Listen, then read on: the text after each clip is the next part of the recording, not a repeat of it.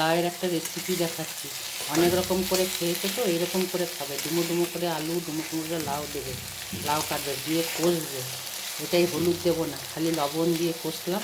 এবারে এই বাটাটা দেবো, কাজু, তিল, চালমগজ, কাঁচা লঙ্কা আর তোমার সর্ষে, অল্প পোস্ত, আর কিছু দেবো না।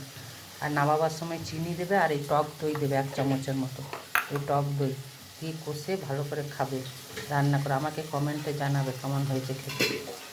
এরকম সর্ষে পোস্ত বাটাটা দেবে, আর এই তোমার এই যে কাজু, চালমগজ, সাদা তিল, এই বাটাটাও দেবে। দিয়ে তারপরে নাড়াচাড়া করে কম আঁচ করে, কম ঢাকা দিয়ে দেবে। হয়ে গেলে তোমাদেরকে দেখাচ্ছি। দেখো রান্নাটা এরকম হবে। আর এরকম টক দইটা নামাবার আগে দিচ্ছি। যার যেমন পরিমাণ, আমার কম পরিমাণ আমি কম দিলাম, যার যেমন পরিমাণ রান্না সেরকমভাবে দেবে। দেখো রান্নাটা এরকম হবে।